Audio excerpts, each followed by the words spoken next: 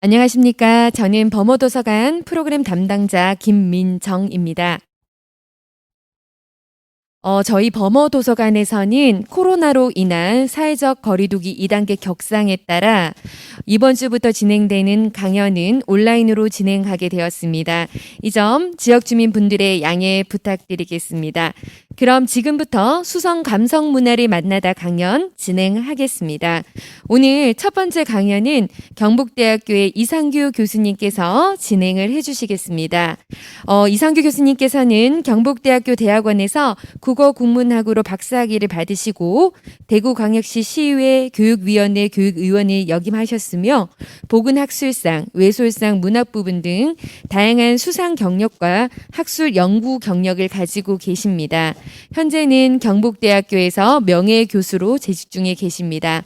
그럼 오늘 강연을 진행해 주실 이상규 교수님을 모시도록 하겠습니다. 이상규입니다.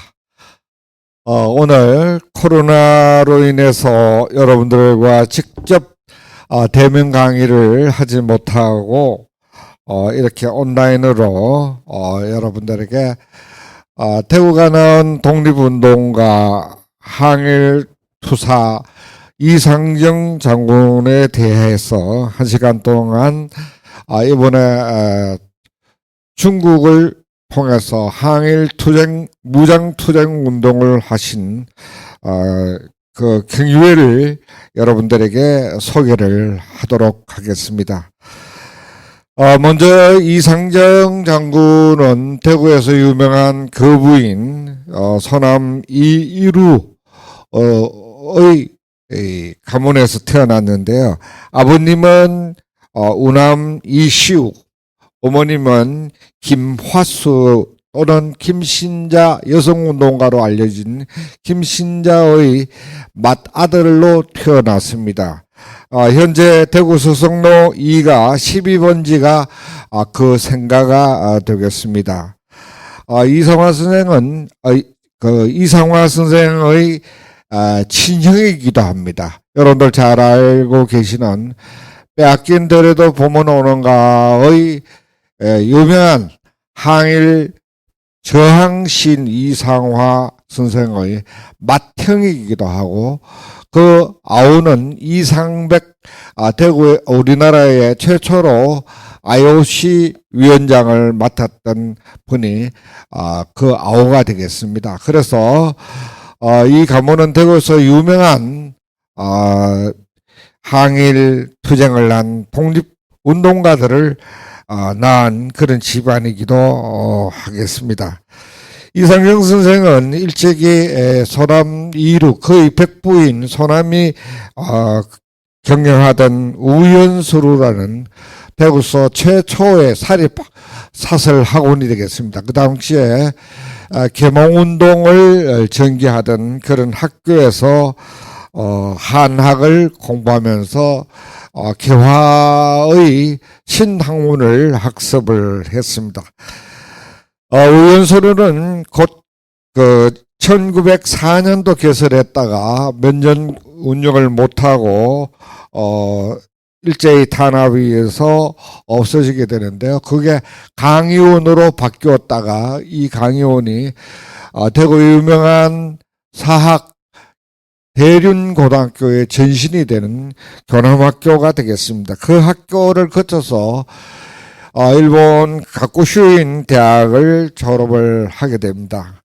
거기에 대한 이상정 장군의 학력은 지금까지 아주 분명하게 밝혀지지는 않았습니다만은 그 이후에 1919년 독립운동이 전개되던 무렵에 대구로 다시 돌아오셔서 대구 개성학교와 신명학교의 도화 선생님, 미술을 가르치는 교원으로 활동을 하시다가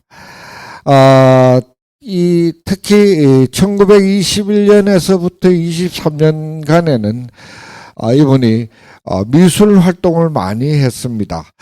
대구에서 벽동사라고 하는 미술 연구소도 만들고 1923년도에는 대구에서 여러분들이 잘 아시고 계시는 유명한 화가 이쾌대 선생의 형님인 이여성이라고 하는 분과 함께 대구 미술 전시회를 개최하기도 했습니다. 중요한 그 일정을 이상화 선생의 생애를 살펴보시면요. 1919년에서부터 21년도는 대체적으로 대구 개성학교와 신명학교 교원 생활을 하셨고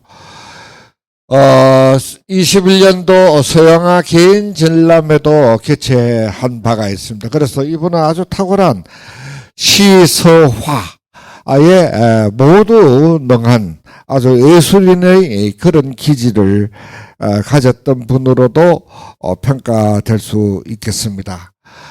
그 외에는 1921년도부터 23년도 사이에는 서울의 경신학교, 평북 정유 오산학교 교원 생활을 했었는데요. 최근에 이 사전이 이 시절에 편지가 발굴이 되었습니다. 그래서 이분이 이 정주 오산학교에 교원 생활을 했다라고 하는 것이 사실적으로 입증되기도 했습니다. 그 이후에 1923년도에 해외로 망명됐다라고 알려지고 있는데 최근에 제가 조사한 바로는 1923년이 아니고 25년 무렵이었다라고 얘기를 할 수 있습니다. 왜 그런가 하면은 23년부터는 대구를 떠나서 주로 평안북도 평양 부근에서 만주불판에 활동하던 우리 독립운동가들과 교류하고 또 거기에서 학생들을 육성하는 그런 교원으로 계셨기 때문에 23년으로 3년에 해외 망명한 걸로 알려지고 있는데요. 제가 조사한 바로는 1925년 무렵으로 거의 확정을 할 수 있지 않겠는가 이렇게 생각을 합니다. 그런데 이 중국으로 그 망명을 하게 된 결정적 계기가 어디 있는가? 이것이 매우 중요한데요. 그 당시에 이상정 선생은 대구에서 용진단이라고 하는 항일 사회운동 단체를 결성을 하게 됩니다. 그것이 1925년 1월 달입니다. 1월 달에 용진단을 결성한 이후에 서상욱이라고 하는 단원이 서울 경성 종로에서 깃발을 흔들면서 조선의 독립을 외쳤습니다. 그래서 일경에 의해서 체포되면서 이 용진 단원의 일망타진을 하는 일제 경찰의 내사가 목을 조려왔습니다. 압박을 했습니다.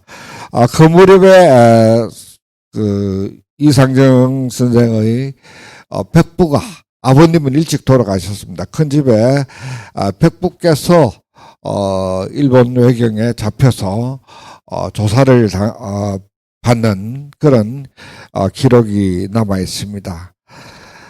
그 이후에 1923년에서부터 대체적으로 26년 사이에 동만주 내지는 북만주에서 유경사업을 하면서 독립운동에 종사를 하게 되는데요. 아마 이 망명 과정에서 그냥 망명한 것이 아니고 그 당시에 망명 과정에 미리 만주 쪽에 있는 우리 독립지사들과 아주 긴밀한 연락이 아마 사전에 연락이 있었을 것으로 보여집니다. 그래서 이 동만주로 건너가면서 중국 현지인 장따끄라고 하는 장대영이라고 하는 이 장따끄가 이 펑위샹 서북군벌의 이 펑위샹 군벌에 소속되어 있었던 장군인데 이 장따끄의 소개와 또 유동열이라고 하는 우리 독립운동가가 있습니다. 이 유동열 선생의 도움과 이끌음으로 바로 이분이 유동열 선생입니다. 이상정 장군과 아주 가깝고 친밀했던 분인데 이 유동열 선생과 그 당시에 북만주에 신영삼이라고 하는 의사가 있었습니다. 이 신영삼 선생은 주로 우리 독립운동을 하시는 분들의 위해서 의료 활동을 하고 의사로서 종군을 했던 항일투쟁에 종군했던 분인데요. 이분의 이끌음 소개로 북만주를 갔는데 제가 현재 조사해 보기로는 이 북만주 가운데서 하얼빈에서 숭허강의 하류, 숭허강이 흥룡강과 연결되는 그 하류 지역의 한인학교에서 교원 생활을 하면서 독립운동에 이 소위 종사를 하게 되는데요. 이 시기가 매우 중요합니다. 대체적으로 이상정 장군이 중국에 가서 항일 활동을 하는 과정 전반기에 해당하는데요. 대체적으로 1925년에서부터 26년, 7년까지 한 3년 정도 기간이 되는데요. 이 기간 동안에 앞에서 말씀드렸던 중국인 장따끄의 소개로 그 당시에 중국의 서북 군벌에 속해 있었던 바로 이 펑위샹이라고 하는 분입니다. 이 펑위샹은 중국의 청나라가 망하면서 중국이 소위 각 지역별로 군벌들이 지배를 하고 있어서 통일이 되지 않은 상태였습니다. 대체적으로 동북 지역에는 장쇼린이라고 하는 장쇼린이라는 군벌이 이 펑위샹은 지금의 시안이 되겠습니다. 중국 시안 지역의 걸 커버하고 있었던 아주 대표적인 국민혁명군의 이 장군입니다. 그래서 이 장장님의 장따끄의 소개로 이 펑위샹 군벌에 소속이 되겠는데요. 그때부터 이제는 항일 투쟁 운동으로 접어듭니다. 근데 여기서 잠깐 좀 말씀을 드려야 될 부분이 그 당시에 중국의 현황을 말씀드리면은 청나라가 멸망하고 중국은 각 군벌들이 소위 춘추 전국 시대를 형성하고 있었습니다. 그래서 다시 중국의 통일을 위해서 누가 그 권력을 잡을 수 있을 것인가? 그 당시에 손문 선생이 소위 중국의 통일을 위해서 등장을 했습니다만 1920년, 24년 부분에 손문 선생이 갑자기 돌아가시게 됩니다. 거기에 따라서 그 후속적으로 이 군벌들이 아주 난립한 상태에서 내전 상태가 계속 지속이 되었습니다. 그 당시에 중국 공산당이 이제 결성이 되었습니다만 중국 공산당이 소위 이 중국의 국민혁명군과 아직 결속이 되지 않았던 상태죠. 이 시기에 소위 이 군벌 간의 각축전을 벌이고 있었기 때문에 우리나라 독립운동가들도 많은 분들이 여기저기 흩어져서 어떤 동만주 지역에는 주로 장세린 계열에 소속됐든지 또는 독창적으로 봉오동 우리 독립운동을 운동가들이 결성된다든지 또는 러시아, 소련에 소속된다든지 또는 예란파 여러 가지 흩어져 있게 됩니다. 그래서 주로 이러한 혼란한 시절에 이상정 장군이 이제 펑시ang 군벌에서 소속되어서 펑시ang이 1925년 26년 무렵에 베이징을 점령하게 됩니다. 사실은 시안이 중국에서는 베이징 다음으로 중요한 고도 지역이죠. 그래서 영웅들이 많이 출연했던 지역입니다. 그래서 이 펑시ang 부대가 베이징을 점령하자마자 바로 동북 삼성에 있던 장쩌린 소위 군벌들이 일본과 내통을 해서 역습을 합니다. 역습을 해서 펑시ang이 내몽골 쪽으로 쫓겨가게 됩니다. 그 무렵이 바로 이상영 장군도 할 수 없이 유동열 선생과 신정삼 선생과 더불어 내몽골 쪽으로 수위안이라고 하는 쪽으로 소위 퇴각을 하게 됩니다. 그 무렵에 이 장철이 장장님과 다시 베이징 지역을 점령하게 되는데요. 서로 일진일퇴죠. 물고 물리고 서로 일진일퇴를 거듭할 동안에 여기서 이상정 장군은 아주 큰 인연이 맺어집니다.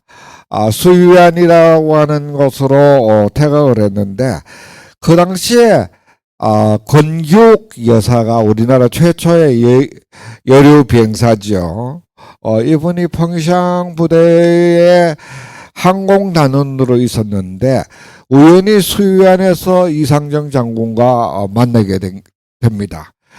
그래서 이 권기옥 여사와 이상정 장군이 바오토우라는 데서 조그마한 집을 하나 얻어서 신접 살림을 차리면서 결혼식을 하게 됩니다. 결혼식의 주례가 바로 유동열 선생이 주례를 보고 신영삼 선생이 바로 권기옥 여사죠. 이 부분은 난징 시절 때 찍었던 사진입니다. 그래서 결혼을 해서 살게 되는데 바로 이 시기는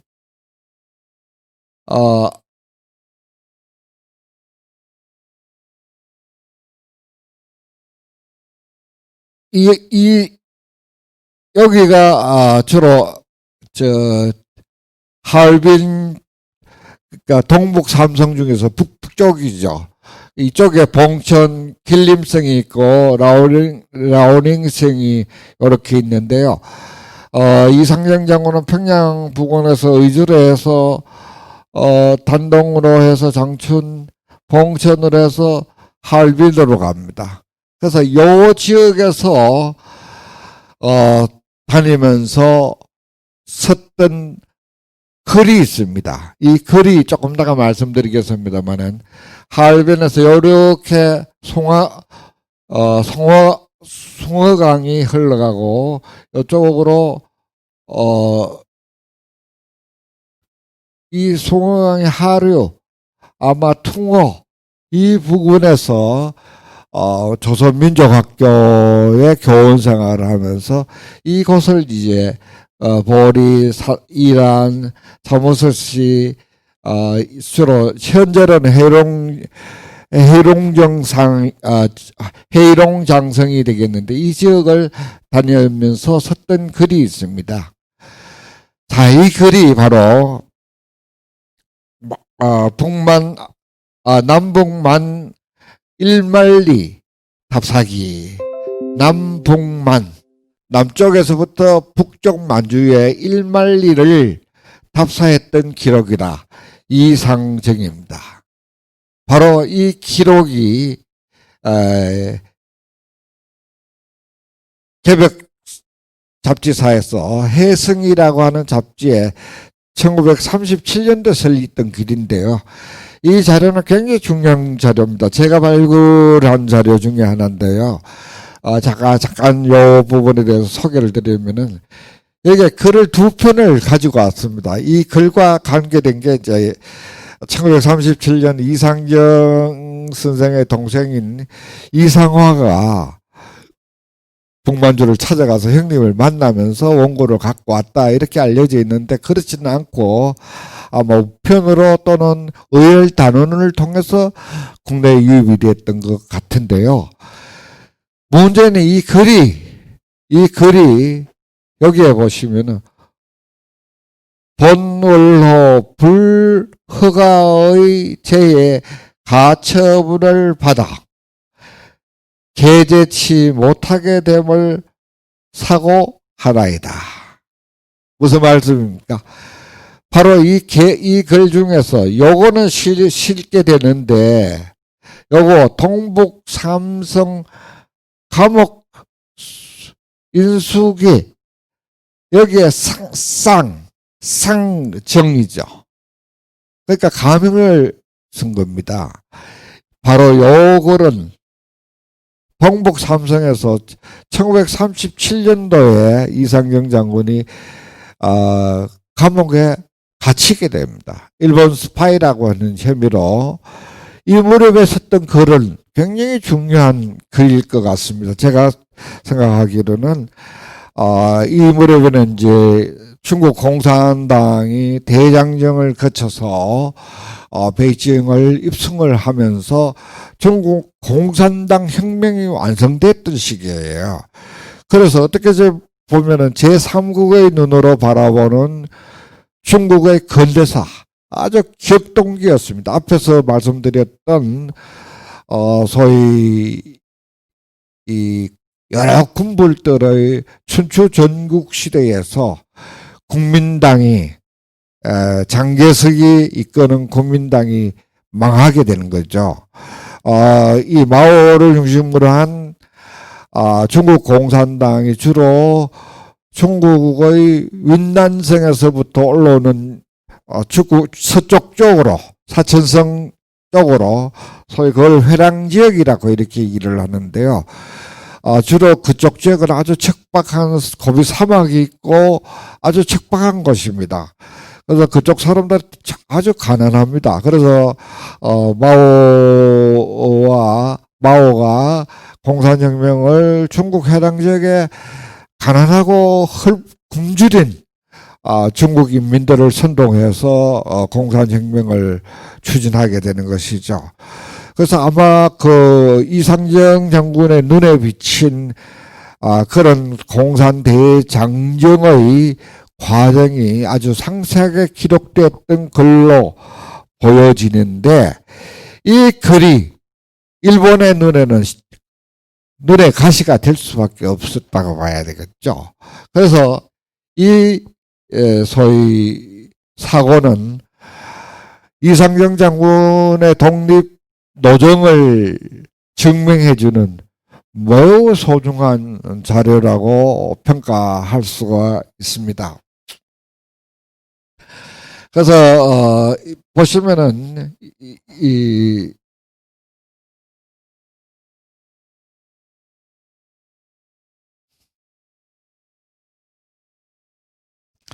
그래서 지금 방금 소개드렸던 글은 바로 이 지역에서 1525년에서부터 27년 1월 달입니다. 그 왜 그렇게 되느냐면은 여기에서 이렇게 수이안으로 바오토우라고 하는 데가 여기입니다. 예, 장가구 밑에 여기가 베이징입니다. 그래서 주로 공격에서는 이 난커우 지역에서 항공부대에 있었는데, 여기에서 와서 수이안에서 와서 이상경 장군과 만나면서 결혼을 하게 되죠. 여기 이제 중국에서 동북 삼성에서의 있었던 이상경의 행로다, 이렇게 얘기를 할 수 있습니다. 그런데 이 무렵에 그들의 리더였던 바로 장철인, 이것은 미국 스탠퍼드 대학에서 나온 책입니다.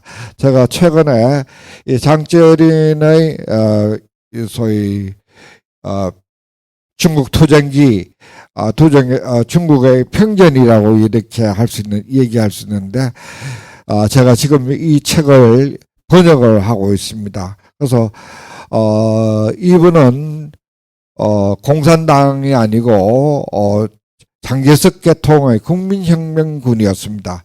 만일 이분이 공산당으로 종원을 했다면은 마오보와 버금가는 아주 거물급 군벌이었다, 군인이었다, 이렇게 얘기를 할 수 있고요. 어떻게 생각하면 참 안타까운 것이, 이상영 장군이 돌아가시지 않았다면은 한국 6.25 전쟁도 중국군이 우리나라로 들어오지 않는 아마 외교적인 가교 역할을 할 수 있었던 만큼 호영호재했던 그런 사이이기도 합니다. 그래서 소위 이 펑샹이 여기에서 몰려서 소련으로 가버립니다. 소련 공산당 요청에 의해서 소련으로 간 사이에 소위 말해서 이상영 장군과 유동열, 권교욱 이런 분들이 소위 낙동강 오리알이 되어버리는 거죠. 그래서 하는 수 없이 유동열과 장철인하고 다 헤어지면서 권교욱 여사가 결국 어디로 가기를 원했느냐 하면은 이 남코에서 윤난성, 이쪽에 윤난성 지역에 항공학교가 있었기 때문에 이쪽으로 가기 위해서 이분들이 베이징을 경유해서 텐진에서 배를 타고 위하이를 거쳐서 쭉 내려옵니다. 바로 상해로 내려오게 됩니다. 그래서 요게 일기입니다. 이상영 장군이 활동했던 일기. 그래서 언제 기회가 되면은 저는 이상영 장군의 이 기행 루트를 학습 기행 루트로 개발해서 관광 개발을 해서 우리 대구 시민들에게 안내를 하고 한번 단체로 매년 정기적으로 프로그램을 만들고 싶다, 이렇게 생각을 하고요. 바로 이 두 번째 단계는 이제 상하이로 오셨다가 여러분들 잘 아시다시피 이 남방에서는 상하이, 항저우, 난징, 이게 소위 말해서 중국 고대 도시의 삼각축이죠. 바로 오나라와 월나라와 투쟁했던 바로 이 상에서 난징으로 와서 난징에서 이제 오랜 동안 정착 생활을 하게 됩니다. 이 난징에서 각종 항일 투쟁도 하고 여러 가지 활동을 하시게 되는데요. 그 내용에 대해서 조금 다시 되돌아가겠습니다.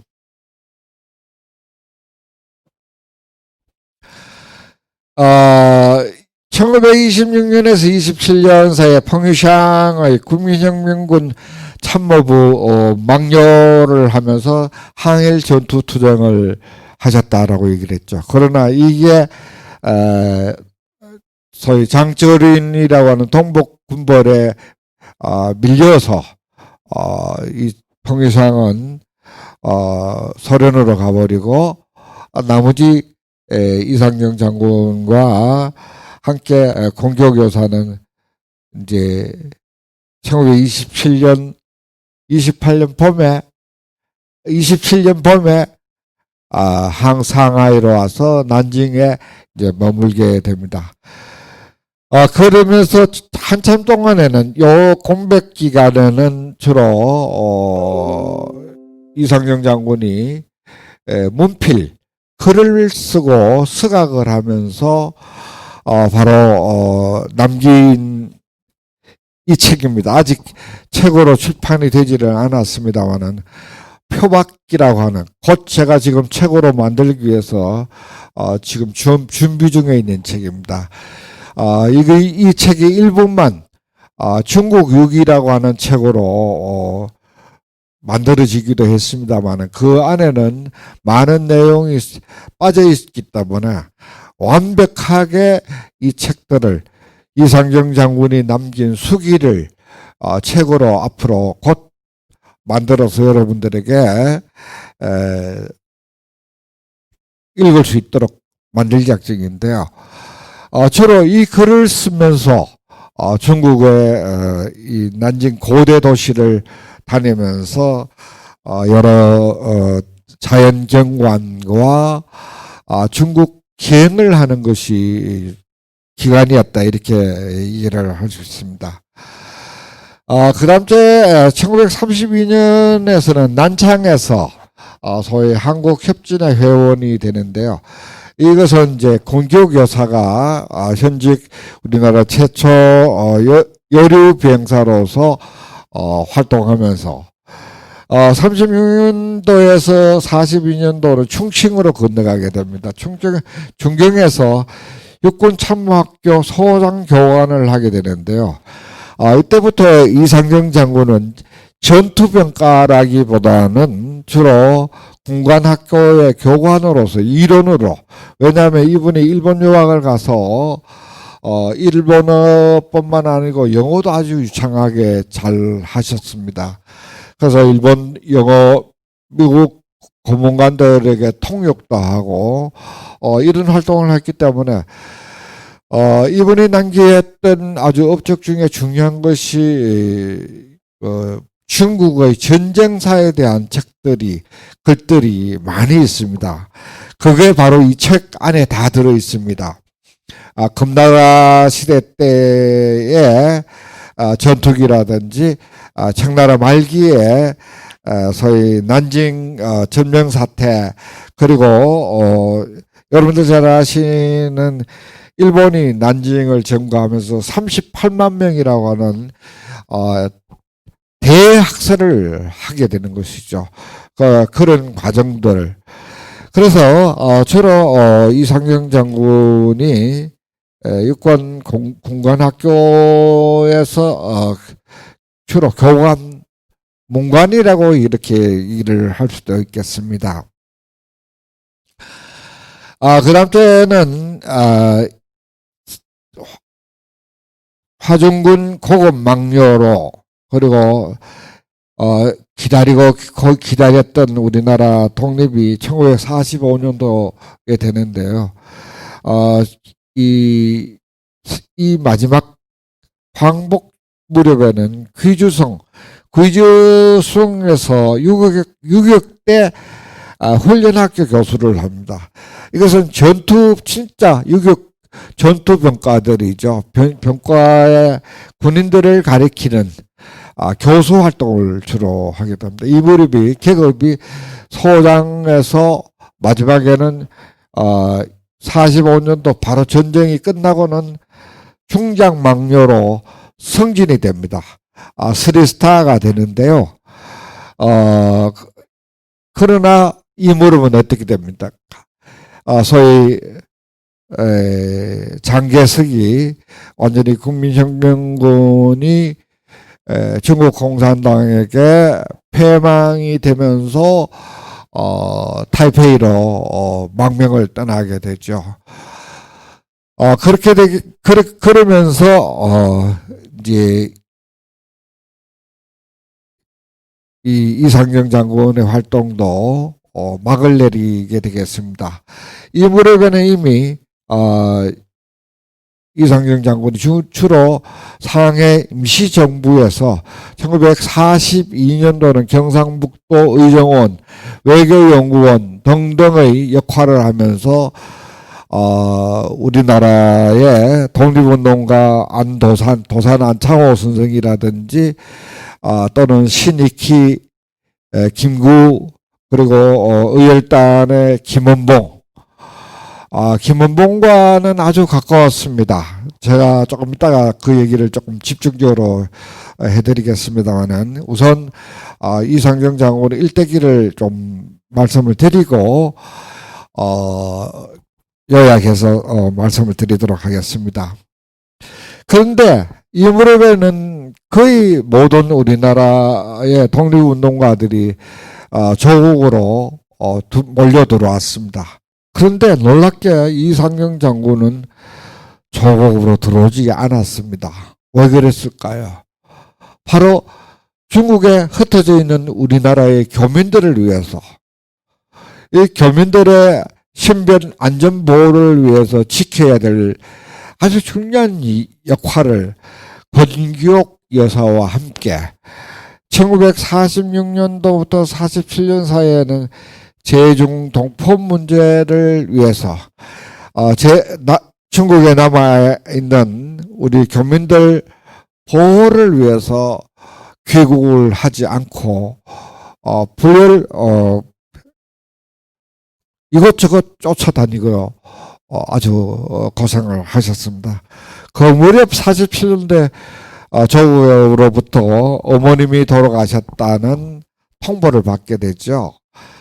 그래서 어머님 상을 위해서 우리나라에 들어왔다가 불과 몇 달 만에 급작스럽게 뇌출혈로 세상을 떠나시게 됩니다. 그래서 어떻게 생각하면은 우리나라의 광복도 제대로 보지 못하고 우리나라의 건국 과정도 큰 역할을 할 하나의 동양 지대였던 이상정 장군이 그 몫을 역할도 못하고 이 세상을 떠나시게 됩니다. 그렇게 해서 대체적으로 이상정 장군의 평생 생애에 대해서 우리가 개괄적으로 살펴봤습니다. 그러면은 지금부터 이상정 장군과 대구의 독립운동가의 활동에 대해서 제가 말씀을 좀 먼저 드리도록 하겠습니다. 우리나라에서 일제에 한글을 한 독립운동가들이 가장 많이 배출된 것이 대구와 경북이다. 이렇게 얘기를 할 수 있는데요. 어떻게 생각하면은 대구는 우리나라 항일 독립운동가를 배출하는 하나의 인큐베이터 역할을 했다. 이렇게 얘기를 할 수 있습니다. 제가 최근에 살펴본 바로는 부산으로부터 1925년도 경부선이 만들어지기 전까지 주로 밀양까지 낙동강을 통해서 올라오는 어염 물류가 밀양에서부터 경산에서 다시 서문시장으로 연결되는 하나의 중요한 상로, 무역 통로가 있었습니다. 그래서 주로 독립운동도 이 무역의 길과 무관치 않았지 않는가. 그래서 여러분들 잘 아시고 계시는 밀양의 낳은 어열단 투사 민족혁명가 김원봉 선생, 김원봉이 밀양을 통해서 경산 대구로 들어오는 한 가닥의 독립운동가들이 있었습니다. 현정건이라든지 대구의 어열단 부단장인 이종암, 그리고 최윤동, 신철휴, 특히 최윤동 선생과 신철휴 선생은 어열단 단원으로서, 그리고 대구가 낳은 이종암은 이상화와 또 매우 가까웠던, 이상정 장군과도 매우 가까웠던 사이였습니다. 여러분들 잘 아시는 민족시인 이상화, 뼈낀들에도 보면 오는가 이상화 선생도 기억당 사건과 연루되는데 바로 이 여열단과 연계가 된 그런 사건들이라고 볼 수 있습니다. 부산에서 언론은 독립운동가의 군자금을 많이 지원해줬던 백산상회, 안희재 선생이 운영했던 백산상회가 바로 대구로 연결돼서 대구의 수창상회 등등으로 연계가 되는 이런 한 라인이, 또 하나는 부산에서 경남 어령, 소위 서부 경남 쪽으로 진주에서 어령으로, 그리고 창녕으로, 그리고 달성으로 해서 대구로 들어오는 한 가닥의 길이 있습니다. 경남 어령은 여러분들 잘 아시는 삼성의 이병철이라든지 이런 그 유명한 분들도 있습니다만, 실질적으로는 거기에 월북한 이극노, 그리고 방금 말씀드렸던 안희재 선생, 그리고 안호상, 이런 항일 민족 독립운동가들이 많이 배출되었던 곳이기도 합니다. 주로 어문 민족주의라고 할 수 있는 조선어학계 33인의 한 사람이었던 이극노 선생이 바로 의령 출신이죠. 이 극노 선생이 27살에 독일 유학을 갈 무렵에 그 독일 유학의 유학비를 바로 이 안희재 선생이라든지 그리고 대구의 이상정 선생의 큰 집에 소남 이루 선생도 이극노 선생의 유학비를 보태어줬던, 그래서 이 길을 통해서 올라오는 하나의 중요한 한 가닥의 독립운동의 길이 있지 않는가. 그것이 결합된 것이 바로 대구다. 대구를 중심으로 해서 안동으로 연결되는 하나의 중요한 이 독립운동가의 하나의 루트가 존재한다. 이렇게 얘기를 할 수가 있습니다. 그래서 대구는 바로 이런 독립운동가들의 독립운동 정신, 나라를 위해서 구국 충성하는 이런 민족 사랑의 정신이 바로 대구의 정체성이고, 대구 사람들이 지켜내고 계승해야 될 대구의 정신이 아닌가, 이렇게 생각을 해봅니다. 다음으로는 그 이상정 장군의 이 두 번째 큰 역할 중에 하나는 이상정 장군과 더불어 중국에서의 항일 투쟁 운동을 했던 많은 군벌들과의 관계입니다. 앞에서 말씀드렸던 장조린, 펑이샹뿐만 아니고 특히 상하이 지역에서 아주 가까웠던 우페이프라든지 또는 순참팡이라고 하는 중국 군벌들과 아주 밀접한 연계 관계를 가지고 있었다. 그리고 또 한 가지는 이상화와 더불어 이상정 선생은 시서화가 두루 능했다라고 이렇게 얘기를 했었는데, 앞에서도 잠깐 말씀을 드렸습니다만은 대구가 나온 아주 유명한 화가가 있습니다. 잘 알려지지 않은 이여성이라는 분인데요. 여러분들 이쾌대라고 하면 다 아실 겁니다. 월북한 작가인데요. 이 여성과 1923년도에 대구에서 미술 전시회를 같이 했었는데, 이 여성의 바로 칠곡 출신입니다. 수성구 이 수창동에서도 잠깐 거주하기도 했는데요. 이런 분들과 함께 그 이상정 장군은 아마 화가로서도 아주 탁월했던 분이 아닌가. 현재 남아있는 그림으로는 자화상 한 점이 남아있을 뿐입니다. 그리고 아주 중요한 것이 이분은 서각에 아주 능한 분입니다.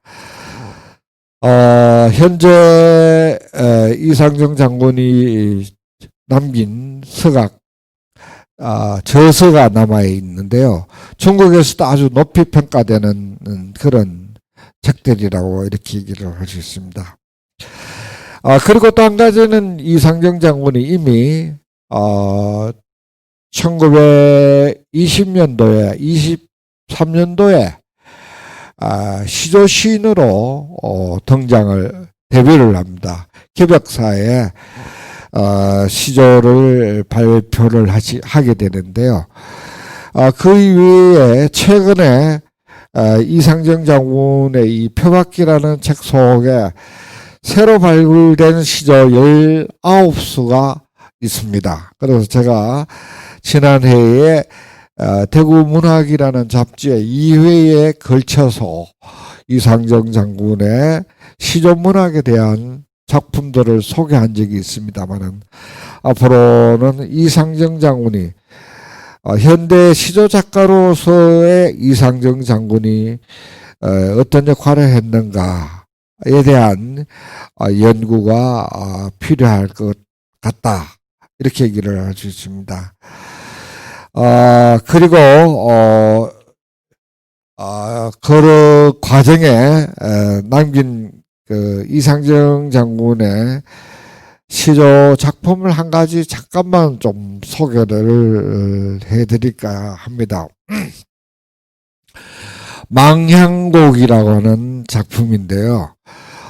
이 망향곡은 중국으로 망명을 떠나서 고국을 그리는 그런 애틋한 심정이 담겨져 있는 글이기도 합니다.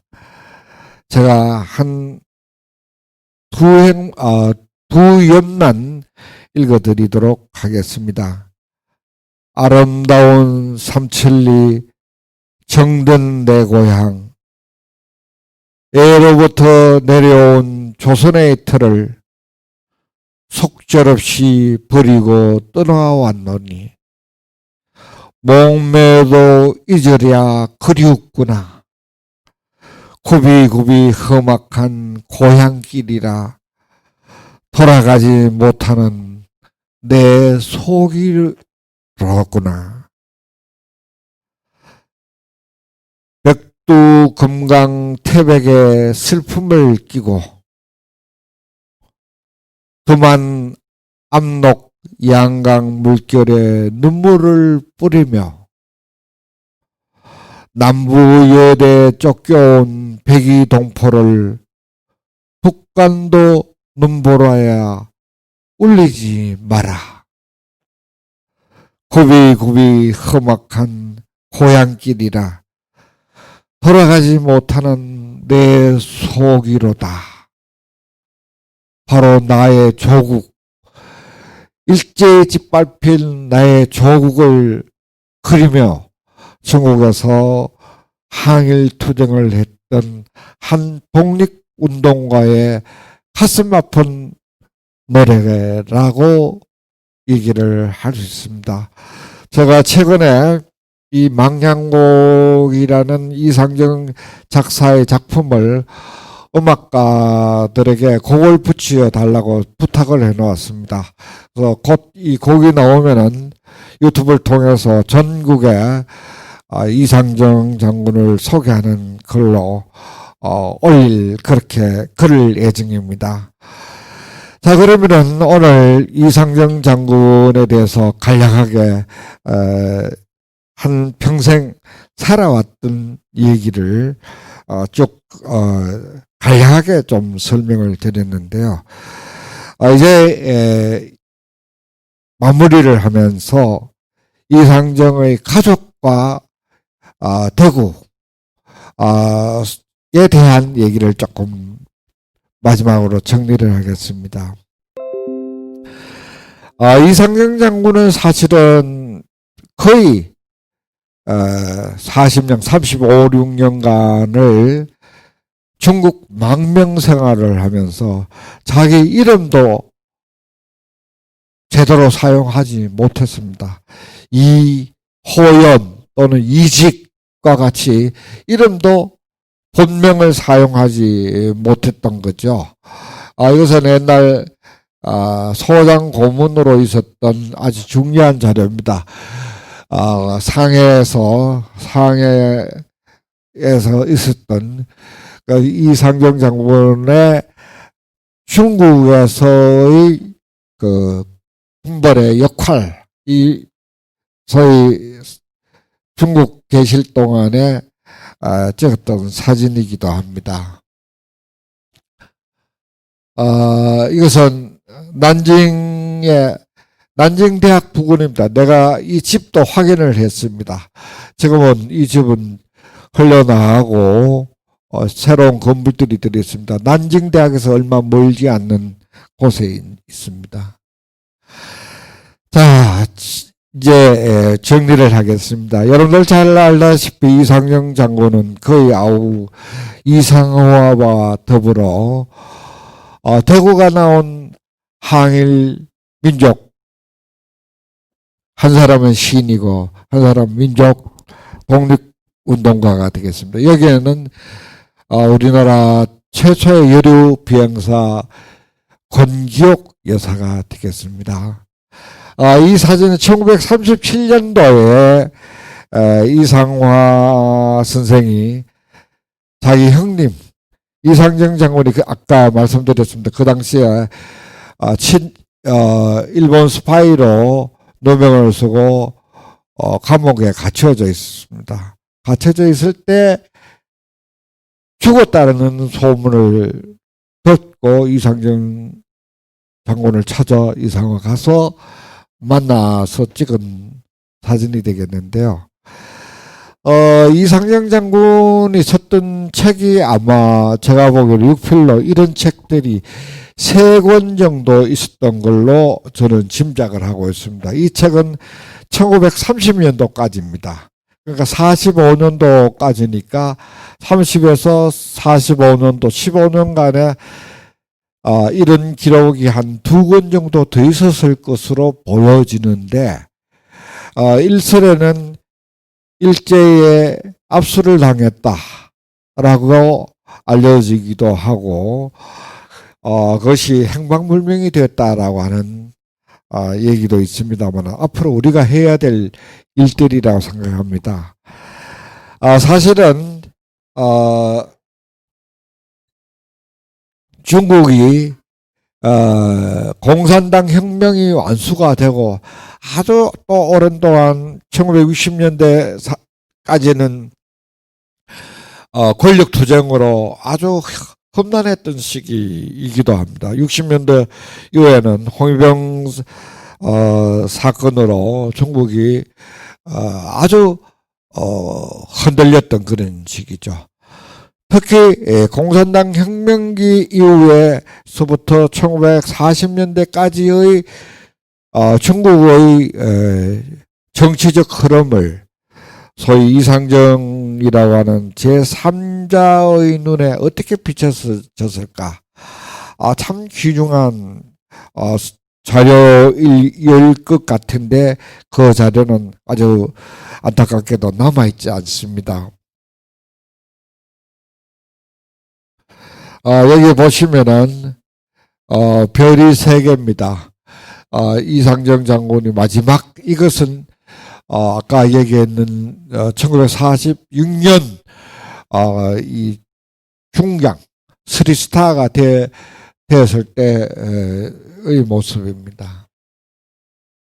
인물이 참 잘났죠.